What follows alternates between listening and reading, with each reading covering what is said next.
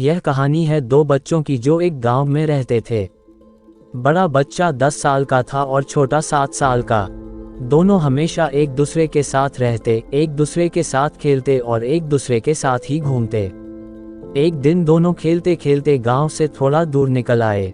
अचानक खेलते खेलते 10 साल के बच्चे का पैर फिसल गया और वह कुएं में गिर गया और जोर जोर से चिल्लाने लगा। अपने दोस्त की आवाज़ सुनकर जब छोटे बच्चे को इस बात का पता चला तो वह बहुत घबराया।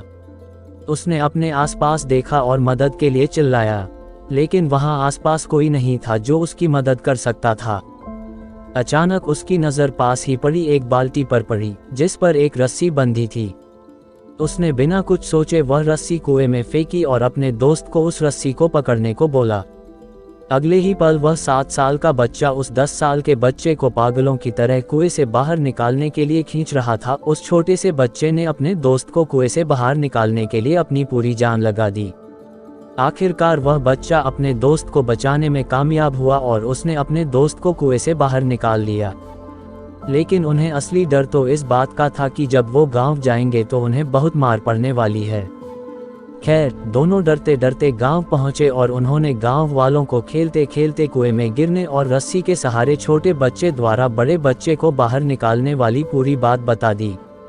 लेकिन गांव वालों ने उनकी बात पर विश्वास नहीं किया और हंसने लगे कि आखिर एक 7 साल का बच्चा एक 10 साल के बच्चे को रस्सी के सहारे कुएं से बाहर कैसे निकाल सकता है।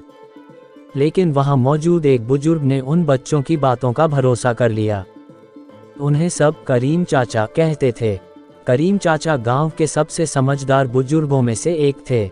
गांव वालों को जब करीम चाचा के बच्चों की बात पर विश्वास करने की बात पता चली तो सब इकट्ठे होकर करीम चाचा के पास पहुंचे और बोले, चाचा, हमें तो बच्चों की बात पर यकीन नहीं हो रहा है, आप ही बता दो कि ऐसा कैसे हो सकता है।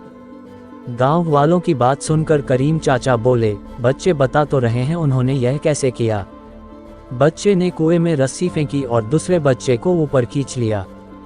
गांव वालों को कुछ समझ नहीं आ रहा था। कुछ देर बाद करीम चाचा मुस्कुराए और बोले, सवाल ये नहीं है कि बच्चे ने यह कैसे किया, सवाल यह है कि वह यह कैसे कर पाया। और इसका सिर्फ एक जवाब है कि जिस वक्त वह बच्चा यह कर रहा था उस वक्त उसको वहां यह बताने वाला कोई नहीं था कि तू यह नहीं कर सकता। यहाँ तक कि वह बच्चा खुद भी नहीं।